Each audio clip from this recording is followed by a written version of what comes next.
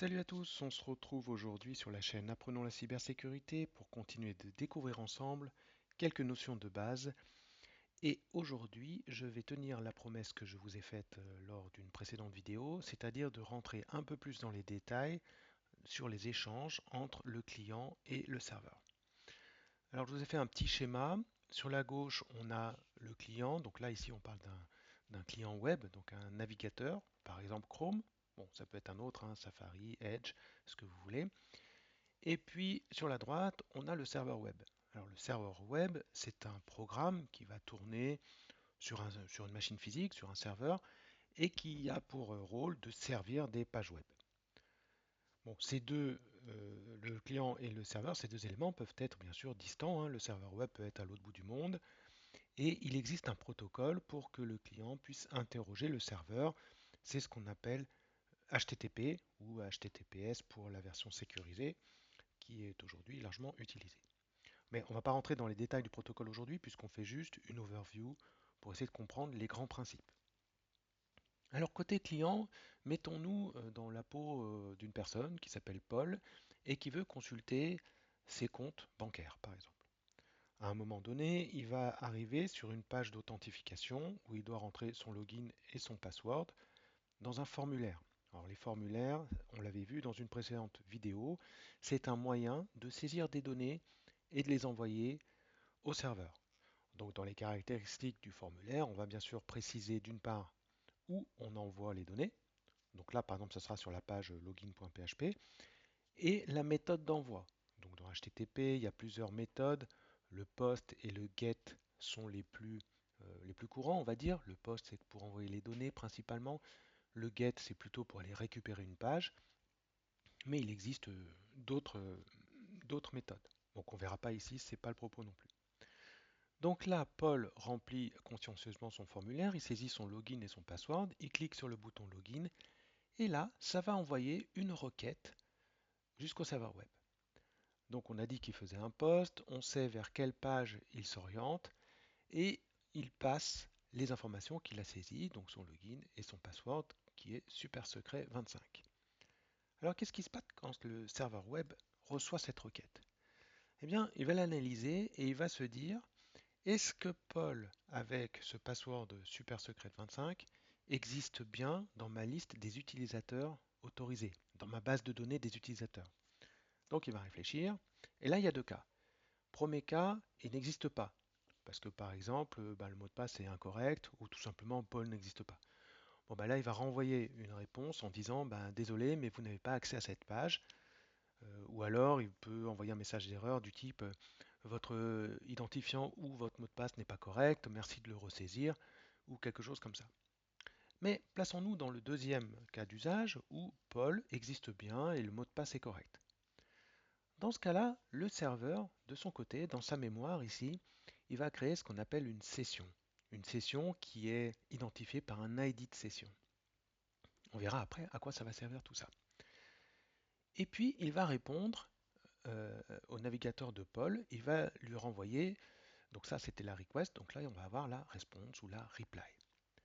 Et dans la réponse, on a plusieurs éléments. Alors on a le code HTTP, on en a déjà parlé lors d'une précédente vidéo. Il y a plusieurs types de codes. Les codes 200, 201 ou ce genre de choses, c'est quand ça s'est bien passé. Évidemment, il y a des codes pour indiquer que ça s'est mal passé, qu'il y a eu des erreurs. On reviendra peut-être une autre fois sur les différents types de codes de HTTP. Et puis, il va aussi transmettre la page web elle-même, donc sous forme de HTML. Ça va être le corps de la réponse. Ce corps de la réponse, c'est ce que le navigateur va utiliser pour construire la page HTML qui va afficher. Donc ici, on reconnaît les tags HTML. Mais il va aussi envoyer au navigateur un certain nombre d'informations dans le header de la réponse. Donc ce sont des informations qui ne sont pas affichées dans la page web, mais qui quand même vont être importants pour le navigateur pour piloter son comportement. Et en particulier, il va envoyer une directive setCookie.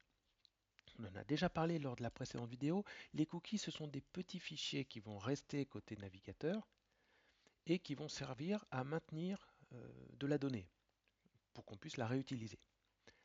Et là, typiquement, la donnée qu'on va transmettre, eh bien, c'est justement l'ID de session. Donc le nom du cookie, ça va être session ID. Et la valeur, bah, ça va être bien sûr la valeur du session ID que le serveur a créé. Alors, il y a d'autres paramètres hein, sur les cookies, je n'ai pas tout mis parce que ça ne tiendrait pas. Et bien sûr, dans le header, il y a beaucoup d'autres éléments qui sont transmis. Mais aujourd'hui, on se focalise juste sur les cookies et en particulier le cookie de session. Alors du coup, le client, qu'est-ce qu'il va faire? Bon ben, il va d'une part afficher le HTML, hein, ça il sait faire, pas de problème. Et puis d'autre part, il va obéir à cette directive et il va enregistrer quelque part un petit fichier qu'il appelle Session ID qui contient cette valeur-là et qui est associé au serveur, enfin en tout cas au site qu'il était en train de consulter. Et après, à chaque fois que, que le navigateur va faire une requête vers le même serveur, automatiquement, il va rajouter dans le header de la request, cette fois-ci, le cookie, ou les cookies, il peut y en avoir plusieurs, hein, qu'il a reçus et qui sont associés à ce site. Donc par exemple, si Paul ici clique sur page 2, qu'est-ce qui se passe?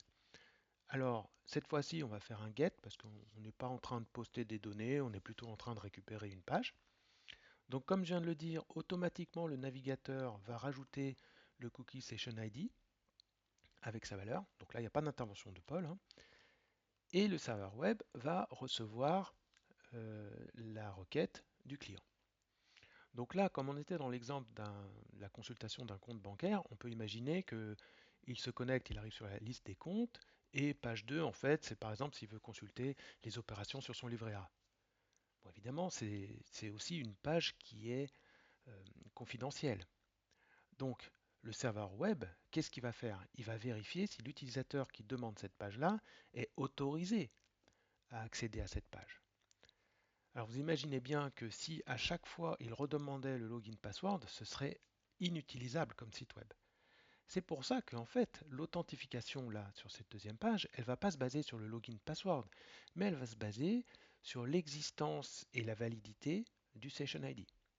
Si le serveur reçoit le cookie session ID avec un identifiant de session qui est valide, parce que lui, le serveur, il a gardé en mémoire hein, les sessions actives, eh bien, il saura à coup sûr que la personne qui est en train de lui demander page 2, à un moment donné, il y a quelques minutes ou un petit peu avant, est passée par la page d'authentification et a fourni un login et un password qui étaient corrects.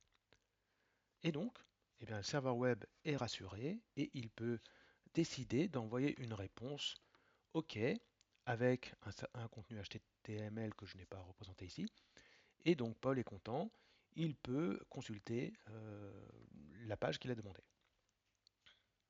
Maintenant, imaginons que Paul ait fini de consulter ses comptes, il décide de se déconnecter en cliquant sur le bouton déconnexion. Dans ce cas-là, il va envoyer une requête à nouveau au serveur, alors cette fois-ci sur la page de déconnexion.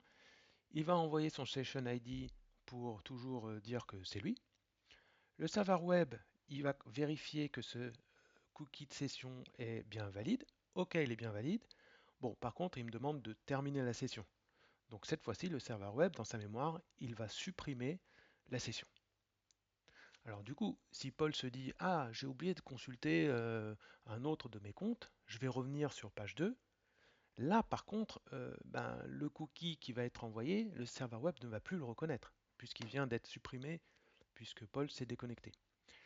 Donc le serveur va certainement rediriger Paul vers la page d'authentification et Paul devra ressaisir son login et son password. Mais bon, c'est un comportement cohérent puisqu'il vient de se déconnecter, c'est normal que s'il souhaite continuer de consulter ses comptes, ben, il faut qu'il se reconnecte. Alors le deuxième cas de déconnexion, c'est que les cookies de session, comme ça, ils ont une date d'expiration.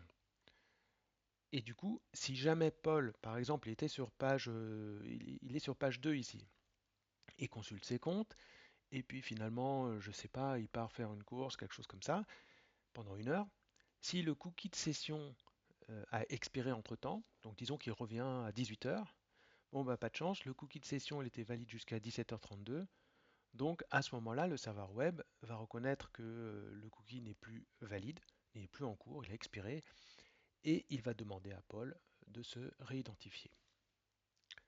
Voilà à peu près comment ça fonctionne de façon très macroscopique et simplifiée. Alors attention, ici, il faut faire très attention quand, par exemple, on est sur un ordinateur public, dans un cybercafé, au lycée ou à l'université.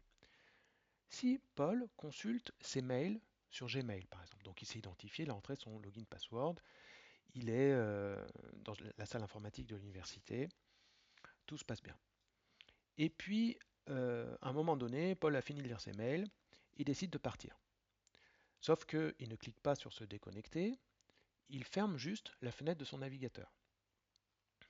Si jamais, et puis il part, si jamais à côté de lui il y a une autre personne, disons Pierre, qui a vu que Paul était en train de consulter ses mails Gmail et qu'il ne s'est pas déconnecté avant de partir, eh bien Pierre peut aller s'asseoir devant l'ordinateur où était Paul, peut taper Gmail, et là qu'est-ce qui va se passer? Ben, le navigateur qui a conservé le cookie dans un petit fichier, lui n'a aucun moyen de savoir que la personne qui est assise devant lui c'est Pierre et c'est plus Paul. Donc comme on va aller chercher une page sur le serveur web Gmail, il va automatiquement transmettre le cookie qu'il a en mémoire pour Gmail. Sauf que ce sera le cookie de Paul. Et donc Pierre aura accès au mail de Paul. Il lui aura en quelque sorte piqué son cookie. C'est pour ça que c'est très important de se déconnecter quand vous êtes sur un ordinateur public. Bon, évidemment, si vous êtes à la maison, c'est moins crucial parce que je ne pense pas qu'il y ait beaucoup de gens qui viendront s'asseoir devant votre ordinateur chez vous et vous voler vos cookies de session. Alors, il y a d'autres façons de voler les cookies de session. C'est ce qu'on appelle la faille XSS, qu'on verra plus tard. Mais il y a moyen, dans certains cas, quand les sites ne sont pas bien sécurisés, qu'un cookie de session soit envoyé à un tiers, et du coup, le tiers, à ce moment-là, il peut récupérer le cookie et se connecter à votre place. Mais on verra plus tard, là, c'est quand même beaucoup plus avancé par rapport aux notions de base qu'on est en train d'étudier. Voilà, bah, j'espère que ça vous a donné un meilleur aperçu sur les échanges entre un client et un serveur. Et maintenant, ce qu'on va faire, eh bien, c'est un petit challenge sur notre plateforme préférée, PicoCTF. Donc, je retourne sur PicoCTF. On est dans les difficultés easy, dans la catégorie Web Exploitation, comme d'habitude. Et on va aller sur le challenge qui s'appelle Old Sessions. Donc, je l'ouvre. Alors là, il nous explique que la gestion des timeouts sur les sessions est très importante pour la sécurité des comptes des utilisateurs, en particulier sur un ordinateur public ou partagé. Voilà, donc c'est exactement ce que je viens de dire, hein. Si on ne fait pas un logout, donc une déconnexion explicite, eh bien, malheureusement, on peut vous voler votre cookie de session. Alors, heureusement, normalement, avec l'expiration, si la session n'est pas trop longue, il faudrait là que notre ami Pierre vienne s'asseoir derrière l'ordinateur de Paul juste après. S'il vient 2 heures après, bon, bah, ça sera trop tard, le cookie de session aura expiré. C'est comme une sorte de logout automatique au bout d'un certain temps. Mais si c'est mal géré côté serveur, par exemple, si côté serveur on dit, bah, tiens, les sessions elles durent 1 an, là ça laisse largement le temps à quelqu'un de venir vous piquer le cookie. Ok, donc on va lancer le jeu. Voilà, ça démarre. Ok. Et on va se connecter directement sur le site. Donc là, on arrive sur un site. Alors, on peut tout de suite, comme d'habitude, premier réflexe, on check le code source de la page. Bon, il n'y a pas de flag en commentaire ni rien. On voit qu'il y a un formulaire qui correspond effectivement à la saisie du login et du password. Bon, c'est cohérent. Mais il n'y a pas beaucoup d'autres informations. Alors, retournons ici. Essayons un password par défaut, par exemple admin. Parfois, il y a des gens qui laissent les passwords par défaut. On ne sait jamais, sur un malentendu, ça peut peut-être marcher. Bon, ça marche pas. Ok. Par contre, ce qu'on peut faire ici, c'est qu'on peut s'inscrire sur le site. En fait, register, c'est s'inscrire. Eh ben, on va s'inscrire, hein, du coup. On va essayer. Donc, on a dit que nous, on s'appelait Paul, par exemple. Et notre super mot de passe, c'est Titi. Voilà, Titi, register. Alors, évidemment, je ne veux pas enregistrer ce mot de passe. Et maintenant, bah, je vais essayer de me connecter avec Paul et le mot de passe Titi. Login. Youpi, ça a marché. Alors on est connecté, bon super, visiblement alors, il nous a bien reconnu, hein, Welcome Paul, donc bienvenue Paul, ok, et on voit les messages postés par différentes personnes sur ce site-là. Ok, alors il n'y a pas de flag évident, on peut afficher le code source vite fait pour voir, mais on se rend compte que à part la présentation du texte qu'on voit dans la page, il n'y a aucun indice particulier. Alors du coup, là je vous invite, comme souvent dans les CTF, à bien lire ce qui est marqué sur la page parce que souvent il y a des indices. Donc là, il y a, bon tout ça, ça n'a aucun intérêt. Par contre, ici, ça veut dire, hey, j'ai trouvé une page étrange sur le chemin /sessions. Donc ça, c'est un chemin relatif par rapport à la racine du serveur. Et bien, puisqu'il a trouvé un truc bizarre ici, nous, on va aller voir. Allons voir ce qu'il a trouvé dans /sessions. Alors, visiblement, il y a des éléments qui ont quand même un rapport avec session. Les sessions, très bien. Et là, on reconnaît que ça, c'est pour Paul, et celui-là, ça a l'air d'être pour l'administrateur. Donc, oups, l'administrateur, c'était lui là, et Paul, ben, c'est nous, évidemment. Ok. Alors, ce que je vous invite à faire maintenant, c'est aller regarder ben, notre fameux cookie de session. Parce que peut-être que si on arrivait à voler le cookie de session de l'administrateur, eh bien, on pourrait se connecter à sa place finalement, sans connaître son mot de passe. Or là, dans cette page-là, pardon, alors je retourne sur /sessions, dans cette page-là, il semblerait bien qu'on ait le cookie, la valeur du cookie de session de l'administrateur, tout comme on a la valeur de notre propre cookie de session.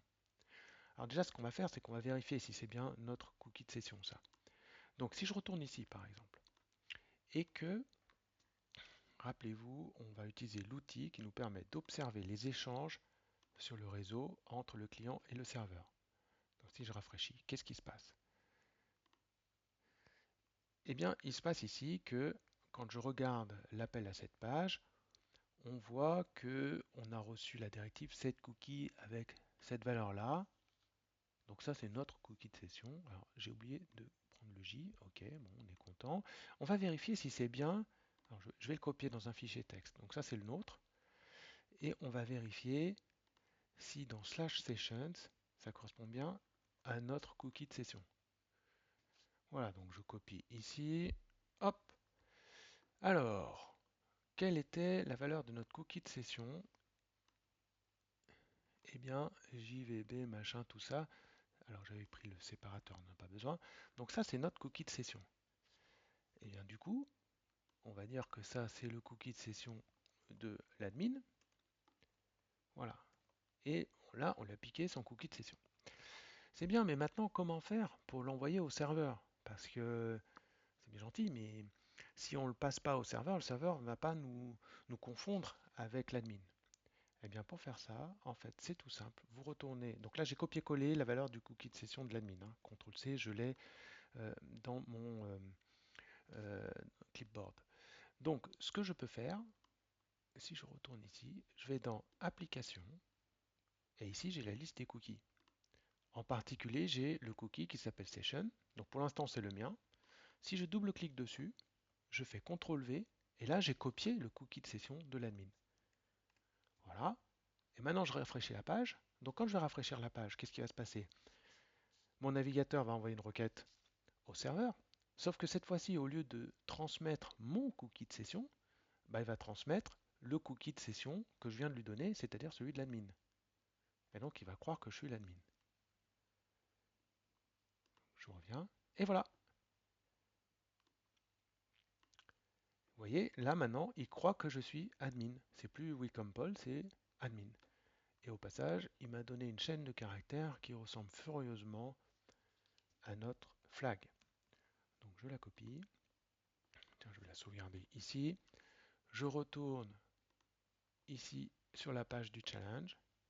Je copie le flag ici. Et je soumets.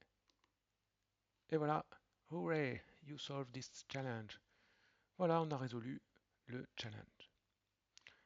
Bon, bah, j'espère que ce petit CTF et ces petites introductions au requêtage HTTP vous aura permis d'apprendre quelques notions de base. Si ça vous a plu, n'hésitez pas à laisser un commentaire, voire à vous abonner. Et puis, on se retrouve bientôt pour une prochaine vidéo. Allez, en attendant, portez-vous bien et vive la cyber. Allez, ciao!